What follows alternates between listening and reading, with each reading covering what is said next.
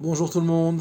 Voilà un cours un peu général de Chassidout et de Emouna. On a besoin de beaucoup de Emouna en ce moment, dans ces temps difficiles. Que Dieu ait pitié de nous. Et je vais toucher quelques points plus qu'essentiels pour se créer, on va dire, des réceptacles et des outils pour passer cette période difficile, mais qui en même temps, d'un côté elle est difficile, de l'autre côté elle est extraordinaire. Puisque nous sommes les témoins de la rédemption finale que tout le monde attendait. Alors effectivement, elle ne se passe pas forcément de façon, on va dire, facile, mais nous sommes tous responsables, je dis bien tous responsables, y compris les tzadikim de la génération, pour ce qu'il se passe. Comme j'ai déjà dit il y a longtemps, euh, il n'y a pas que les otages qui sont pris à Gaza, nous sommes nous-mêmes tous otages, ok, de qui? Du Yetzirah. Nous sommes otages finalement de cette petite voix intérieure qui nous dit ouais, bon, ok, bon, Shabbat, ouais, peut-être, cache-route, bon, à la maison, mais pas dehors, d'accord. Ou même quand on fait les choses euh, apparemment comme il faut, on les fait comme si on rendait service au bon Dieu, comme je dis toujours, et qu'on ne comprend pas que finalement on les fait pour nous-mêmes et que lui n'a besoin de rien. Alors même si dans la Torah il y a une profusion d'allusions comme quoi Hachem il a du nachat ruach, il a du plaisir à entendre nos prières, à attendre nos demandes, de voir ses enfants faire les choses comme il faut, c'est vrai, évidemment. Mais il faut comprendre qu'on est très très loin du compte. Très loin du compte. Alors je vais être un petit peu dur, mais c'est pour le bien et je vais construire le cours un petit peu après, vous allez voir, ne vous inquiétez pas. Euh, nous sommes extrêmement médiocres. Et quand je dis médiocre, je suis encore très très gentil. Si on avait conscience vraiment de ce que c'est la Torah, de ce qu'on devrait être, et je mets tout le monde dans le même sac, d'accord. Eh bien, on pleurerait beaucoup de larmes et on sortirait les mouchoirs du matin au soir. Parce qu'on est très loin du compte et que heureusement que le Maître du monde a beaucoup de rachamim, beaucoup d'amour pour nous et pour le monde en général, parce que sinon, le monde tel qu'on le connaît aurait été déjà détruit depuis longtemps. Il l'a déjà fait lors du déluge. Il pourrait le refaire, mais il ne le refera pas, en tout cas pas de façon générale. Il est clair qu'une partie de ce qui est très mauvais dans le monde va disparaître lors de la rédemption finale, mais ça, on ne sait pas comment ça va se passer exactement, on verra bien comment ça se passera. La clé de la Géoula est dans un Mahamar qu'on dit le matin, une fila qu'on dit le matin, Anna Bekoar, qui est très connue. C'est une toute petite fila qui contient que des noms divins cachés, par les Rachetevot, etc., par le nombre de psukim. Anna Bekoar, Gdulat Yemincha, Tatir Tzfura. Je vais expliquer. Anna Bekoar, Gdulat Yemincha. Gdulat Yemincha, ça veut dire ta grande droite. Pas la droite que tu vas mettre à quelqu'un qui t'embête, non. Gdulat Yemincha, c'est en fait Yamin dans la Kabbalah, c'est Chesed. C'est tout ce qui est Midata Chesed. Gdula, c'est le grand. De quoi on parle? Par le mérite de ton grand Chesed, ce qu'on va appeler dans la Torah Chesed Elion, qui est au-dessus même de la création, ok, on sera délivré, c'est sous-entendu. Tatir Tzura, c'est-à-dire fais sauter, Tzror en hébreu c'est aussi un cadenas, fais sauter les cadenas. Ça veut dire quoi? Tout simplement que la Géoula finale ne viendra pas par nos mérites uniquement, parce qu'ils sont très très très faibles, mais surtout par le Chesed Elion, on va dire la bonté du Maître du monde par rapport à son monde et par rapport à son peuple, ok, pour faire sauter tous les cadenas. Les cadenas de quoi? Les cadenas de notre bêtise, les cadenas de notre médiocrité, les cadenas de notre manque de date. La Chassidoute met un point par le biais du Baal Shem Tov, mais c'est repris aussi beaucoup Par exemple, dans un livre comme Netivot Shalom du rabbi de Slonim, qui se base sur les écrits du rabbi de Slonim, sur le fait qu'on devrait prier tous les jours d'avoir du date. Le date, c'est quoi? Alors, on peut le traduire comme connaissance, mais la traduction plus profonde, c'est conscience. Qu'on soit conscient de ce que ça veut dire d'être dans la Torah, d'être juif, et d'être un homme tout court pour ceux qui ne sont pas juifs. Tout simplement que ce monde-là, comme je dis à chaque fois, est une opportunité, d'accord, et de bien faire, et l'homme, un potentiel.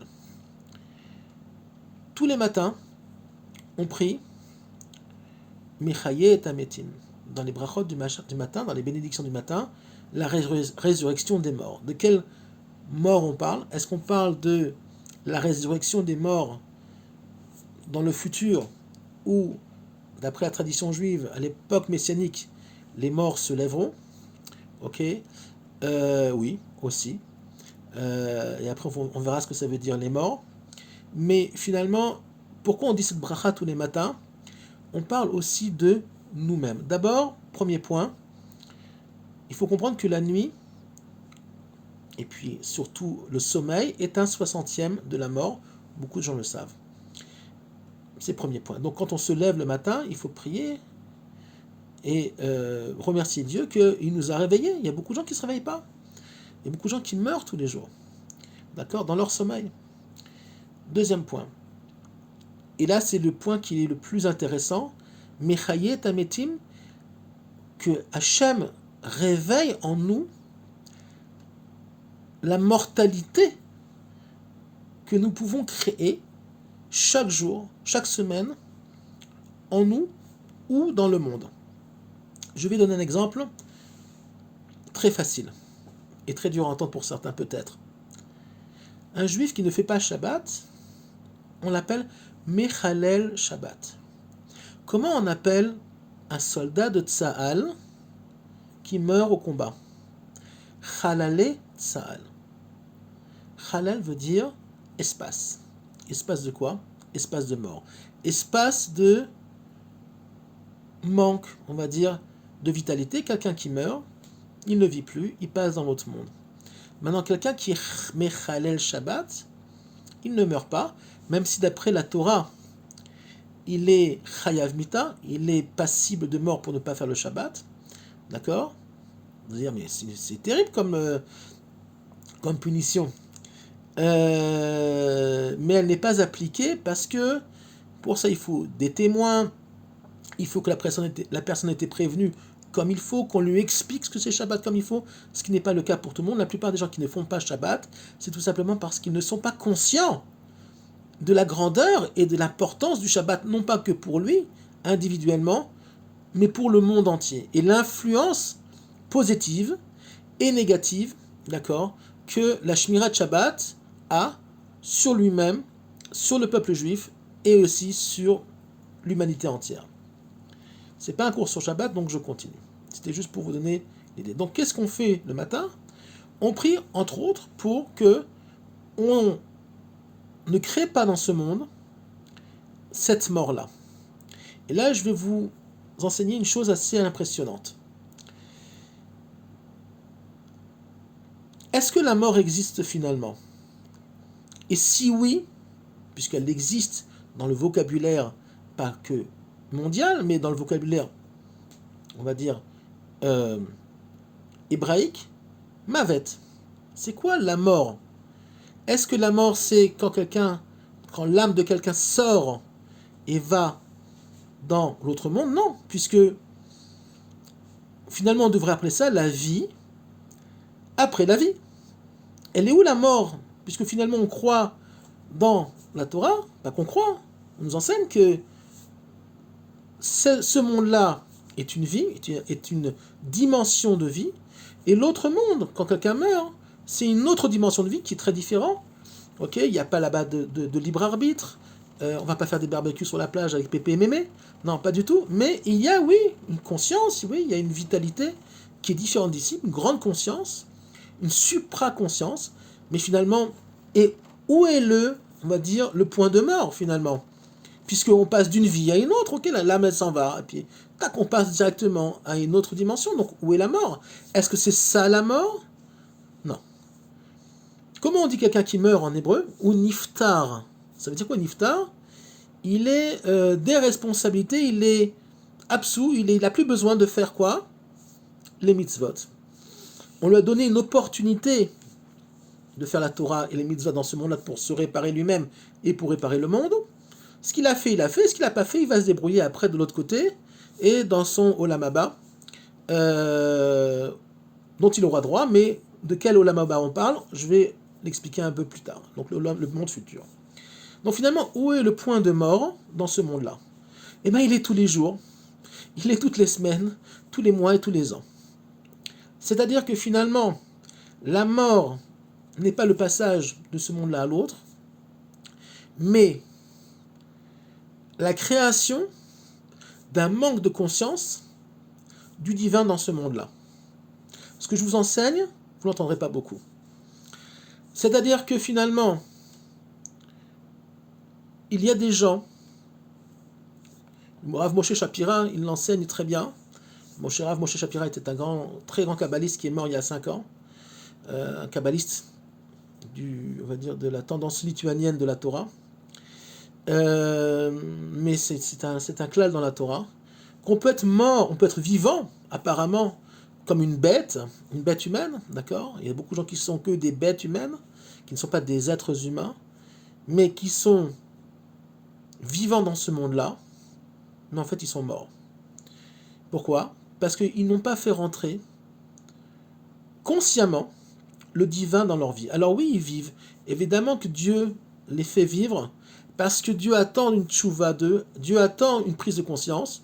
Il peut leur donner 20 ans, 30 ans de vie, 50 ans de vie, 80 ans de vie, 100 ans de vie même. Mais à un moment donné, tu vas partir de ce monde-là. Donc finalement, tu seras mort, tu auras été mort dans ce monde-là, et tu seras mort de l'autre côté aussi. Conscient de l'autre côté aussi, tu ne vas pas t'éteindre, mais tu seras mort. Et je vais vous expliquer, c'est très très intéressant. C'est-à-dire que quelqu'un qui n'a pas conscience du divin dans ce monde-là, qui ne fait pas rentrer, entre autres, surtout le monde des midot, le monde du bon comportement, et l'étude de la Torah, parce que l'étude de la Torah, surtout le Sod, surtout la Chassidoute, et la Kabbalah, mais la Kabbalah n'est pas accessible à tout le monde, mais au moins la Chassidoute fait prendre conscience, va réveiller chez vous, on va dire, le juif, l'âme qui est en vous. Le rabbi de Psiazetzna, qui a vécu au XXe siècle, qui est mort dans les camps, a dit, c'est quoi la chassidoute? C'est de la hitorerut. C'est un réveil. Un réveil de la conscience, un réveil du date, un réveil de la connexion potentielle que je peux avoir avec le maître du monde. Maintenant, il y a des gens qui vont passer leur vie à quoi? Manger, boire, avoir des relations sexuelles, aller au cinéma et au théâtre, et voir un match de foot le jeudi soir ou je sais pas quand c'est le match de foot, parce que j'ai pas la télé. Mais d'après ce que j'ai entendu, c'est le jeudi soir en Israël, mais il ne faut pas le dire. D'accord? Ce qu'on m'a dit. Je crois que c'est ça. Ça n'a pas d'importance, évidemment. C'est juste pour rire. Finalement, ces gens-là vont vivre comme, on va dire, une vache dans un pré. C'est-à-dire que oui, elle aura un peu plus de conscience, plus d'intelligence, d'accord? Mais intelligence intellectuelle qu'une vache, d'accord? Mais est-ce qu'elle aura fait rentrer le divin dans sa vie? Non. En tout cas, pas consciemment. Parfois, évidemment, chaque juif a une nekuda tova, a un point positif en lui. Donc, il va faire des mitzvot, il va respecter ses parents, il va donner de la tzedaka. Mais finalement, il va surtout traîner avec lui beaucoup de morts, beaucoup d'espace qu'il aura créé dans ce monde-là. Et le plus grave de tous, c'est évidemment la Shmirat Shabbat, mais il y en a d'autres aussi. Et le manque de midot, le manque de comportement comme il faut. Alors, ça peut être des choses très fines, hein. Ça veut dire tenir la porte à une personne âgée dans un supermarché. Ça peut être un sourire à quelqu'un qui en a besoin. Éviter le conflit. Tout ça fait partie des midot. D'accord? Donc finalement, euh, il va traîner avec lui beaucoup de mortalité. Il va partir de ce monde-là dans 120 ans. S'il n'a pas fait de tchouva, il va se retrouver au Gan Eden, il sera nettoyé au Gehinom, il sera nettoyé dans ce qu'on appelle l'endroit où on passe à la machine à laver, la neshama, pas la neshama, mais le ruach et le nefesh passent à la machine à laver, on le nettoie, c'est très très désagréable, et finalement il va se retrouver, oui, au Gan Eden. Mais il faut comprendre une chose, Rabbi Nachman de Breslev l'explique dans le Likutei Moharan, Torah Kuf Tzadik Aleph, que deux âmes peuvent se trouver au Gan Eden, pas assises l'une à côté de l'autre parce qu'il n'y a pas vraiment de chaises et de tables, mais disons que se trouver au Gan Eden, l'un à côté de l'autre. Un va vivre, sa neshama va ressentir, va les hitbonen, moul zivashrina, comme on dit, il va contempler les lumières divines, pas avec les yeux, mais à l'intérieur de lui-même, dans son essence d'âme, puis l'autre il va rien sentir. Pourtant il sera au Gan Eden. Ben, c'est la même chose pour le monde futur. Kol Israël yeshlo chelek leolam haba, tout l'Israël part au monde futur, mais le monde futur ne sera pas le même pour tout le monde. Ce que tu auras planté, tu vas récolter. Alors oui, tu seras aussi au monde futur, sauf certains Rechaim, et je ne veux pas trop expliquer, pas trop faire peur à ce que ça veut dire, peut-être qu'un jour on le traitera, mais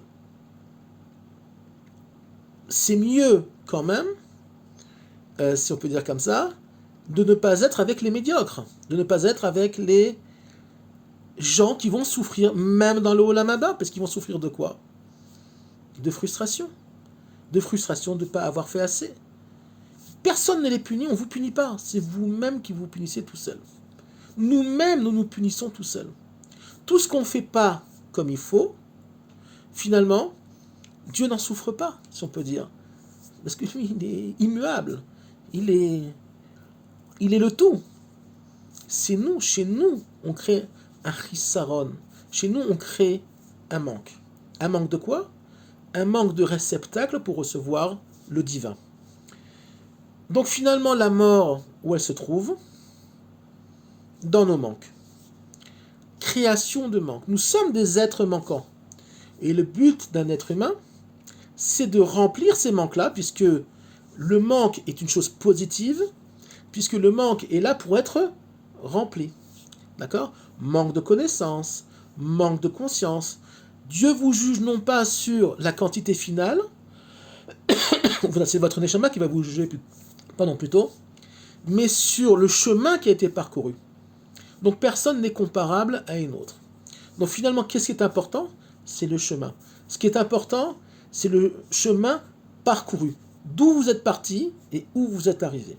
D'accord? Et on peut arriver tous autant qu'on est, très loin. Sur le papier, comme j'ai dit au début du cours, nous ne sommes pas sauvables. On est dans une médiocrité monumentale. Il suffit d'aller dehors, dans la rue, pour voir combien de médiocres on est. Mais, il y a évidemment, et ça c'est notre chance, en chacun de nous, une Nekuda Tova ou plusieurs points positifs. Évidemment. Et la chance qu'on a, c'est que le maître du monde, dans son grand chesed, donc son Doulat Yemincha, comme j'ai dit au début, son chesed Elion, va regarder en vous aussi vos points positifs. Il va dire, ok, c'est un naze, mais je l'aime quand même, parce que regarde la belle mitzvah qu'il a fait, regarde le bon mot qu'il a dit, regarde le sourire qu'il a fait, regarde, il a étudié un petit peu de Torah, alors que ses copains lui ont dit, viens, on va voir un match de foot et tout, on va s'éclater. Il dit, non, il y a un cours du Rav Ploni, d'accord? Et finalement, ce soir, j'ai envie d'aller voir ce cours-là et pas aller au match de foot. Et ben, pour cette petite mitzvah-là, qui est une grande mitzvah en fait, ok, alors le maître du monde continue à maintenir le monde. Parce que finalement, l'être humain, malgré tout, de façon générale, a évidemment des côtés positifs, sinon le monde ne tiendrait pas. Mais la Géoula Shlema, à savoir la rédemption finale, où tout le monde sera sauvé, finalement, c'est pas parce que nous on est au top. Ok, pas parce qu'on a un beau chapeau, une belle barbe, des beaux tzitzit, un beau talit, et on fait oh, à la tefila, et on fait comme ça, et machin. Non, tu restes un naze. Parce que Hachem, il a beaucoup de chesed. Hachem, il a beaucoup d'amour pour ce monde, et pour nous aussi. Et finalement, il dit, regarde, waouh, ouais, d'accord, il a le beau talit, il a le beau chapeau, il a la belle cravate à Shabbat, c'est magnifique. Il fait un grand kavod, ou peut-être qu'il fait un kavod à lui-même aussi, en passant, hein. Ok. Mais quand même, il a été à la synagogue, quand même, il a prié. Et on sait, peut-être il fait ça, peut-être ça parce qu'il a grandi là-dedans, parce que c'est aussi le maintien d'une stature sociale dans le groupe dans lequel il vit, etc. Que pour certains aussi, malheureusement, la religion est un refuge. Chez certains, c'est un cache-misère. Mais c'est pas grave. Mieux vaut un cache-misère comme ça qu'un cache-misère dans la drogue ou autre chose. Donc finalement, Hachem va regarder ce qui est positif en chacun de nous. Et grâce à ça, il va nous maintenir en vie et nous maintenir et nous faire rentrer dans le monde, dans le Olam Haba, en espérant que le Mashiach se dévoile très rapidement. Mais c'est que parce que Hachem a ce qu'on appelle du Chesed Elyon, c'est une miséricorde, c'est une bonté, si on peut dire comme ça, qui est au-dessus même de la création. C'est-à-dire que sans ce Chesed Elyon, le monde ne pourrait pas tenir.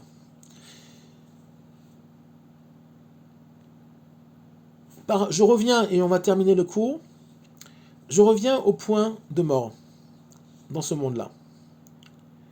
Ce cours-là, si je pourrais dire, je le dédicace surtout à ceux qui ne sont pas encore véritablement dans le monde de la vraie tchouva. Il n'est jamais trop tard. Si vous êtes en vie actuellement, si vous voyez ce cours, c'est que vous êtes toujours en vie, ça veut dire que Dieu, finalement, vous aime, que Dieu a du chesed pour vous, et il attend que vous fassiez mieux. D'accord ? Dieu merci en Eretz Israël, on a beaucoup de Torah juste, beaucoup de Torah au bon endroit. Il y a aussi beaucoup de charlatans, il y a aussi beaucoup malheureusement de gens qui disent des bêtises avec des chapeaux et des grandes barbes. Il y en a aussi. Il faut faire le tri, il faut demander, il faut se faire conseiller. Je le fais souvent, parce qu'on m'écrit, et on me demande, suivant les villes, etc.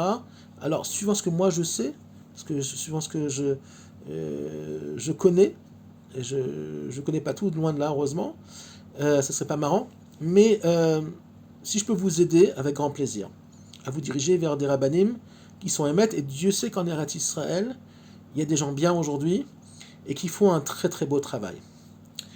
Et dans le monde francophone, il y a des gens très très bien. Il y a des idiots aussi, il faut faire attention, mais il y a beaucoup de gens très très bien dans le monde francophone. Voilà. Chacun, il a son monde, il a sa dimension, il a son derer, et on est tous différents. Il y en a, il va être Breslev, il va être Rabat, l'autre il va être Séfarade, mais tout ça c'est des bêtises. Finalement, on est une chose, on est une seule Torah, et tout simplement, c'est des visages différents. Après, chacun ira finalement vers là où il va trouver sa nourriture spirituelle, suivant l'origine de son âme, ce qu'on les filles Shoresh Nishmato. D'accord ? Voilà. Donc si je peux vous aider, ceux qui sont en Eretz Israël, la brioute. En France, je ne sais pas aujourd'hui, puisque en France, je ne connais plus le judaïsme français, puisque ça fait 32 ans que je suis là. Et je me suis volontairement déconnecté de l'exil. Mais je n'y vis plus d'ailleurs, ça fait 14 ans que j'ai pris sur moi de plus jamais sortir de la terre d'Israël, puisque c'est important pour étudier la Torah. Moins tu sors, moins tu es abîmé par le monde de la Klippa et de la Touma. Donc finalement, je ne peux pas vous conseiller par rapport aux rabbanim qu'il y a en dehors de la terre d'Israël. Voilà. Donc j'espère que j'ai ouvert certains canaux, j'espère que je vous ai fait comprendre que finalement, la Torah n'est pas que une technique, des techniques religieuses, des techniques de mitzvot, mais avant tout, une conscience au bon endroit. En 2 mots, étudier la chassidoute, quelle qu'elle soit, peu importe, Chabad, Breslev, là où votre cœur vous porte, d'accord? Elles sont toutes justes. Le rabbi de Slonim, pour ceux qui ont un bon hébreu, c'est extraordinaire. Netivot Shalom, le Bala Sulam aussi, c'est plus Kabbalah. C'est un peu plus difficile le Bala Sulam, parce que c'est moins, on va dire, c'est une Torah qui est moins facile d'accès, d'accord? Mais tout est bon, d'accord? Toutes les chassidouyot sont bonnes. Et la chassidoute, comme je l'ai dit dans le cours, c'est Itorerut Alev, c'est le réveil du cœur. Et le cœur, c'est quoi dans la Torah? C'est pas uniquement, on va dire, les sentiments, c'est le ratson. Comme nous enseignent les maîtres de la Kabbalah et de la chassidoute, il faut vouloir. Il faut un ratson lirtzot, une volonté de vouloir bien faire. À partir du moment où vous voudrez vouloir, Hachem vous aidera à trouver votre voie et on va dire, votre endroit qui est juste pour vous, parce que ce qui est juste pour vous n'est pas forcément pour l'autre. Et si quelqu'un vient vous dire un jour, un Chabad ou un Bresselez, il n'y a que Rabbi Nachman qui a raison, ou il n'y a que Chabad qui a raison, ou il n'y a que Trucmuche qui a raison, c'est qu'il n'a toujours pas compris qu'il doit faire tchouva là-dessus, que finalement c'est bon pour lui, mais c'est pas forcément bon pour les autres. Il y en a qui vont être beaucoup plus sensibilisés par la Torah de Breslev, d'autres par celle de Chabad, et finalement le but c'est qu'on se complète les uns les autres, et que on se trouve bien là où on est. Je vous souhaite on est au milieu de la semaine, une bonne semaine encore, bientôt un Chodesh Tov, puisqu'on a encore Rosh Chodesh, parce qu'on est Yom Revi'i, mercredi, et aussi un Shabbat Shalom, on peut dire à partir de mercredi, on peut dire Shabbat Shalom, et réfléchissez à ce que j'ai dit par rapport à la mort, et surtout, je vous demande, puisque pour moi je suis quelqu'un qui travaille, vous le savez, je donne mes cours qui coûtent rien, je vous demande juste une chose, partagez. Parce qu'en partageant, c'est comme si vous avez vous-même fait le cours, même si vous n'avez pas fait l'effort de faire le cours, parce que peut-être vous n'avez pas la possibilité de faire un cours, mais vous l'avez au moins regardé, et bien, si vous partagez le cours, c'est comme vous aurez le mérite. Pourquoi? Parce que ça s'appelle diffuser la Torah, ça veut dire partager les choses positives, puisque c'est de la Torah, partager des choses positives dans le monde, et évidemment, ça accélère la Geoula Shlema, la rédemption finale. Je dédicace ce cours à tous ceux qui souffrent en ce moment. J'en vois beaucoup malheureusement. Je travaille dans un hôpital, aux gens dans les hôpitaux tous les jours. C'est terrible.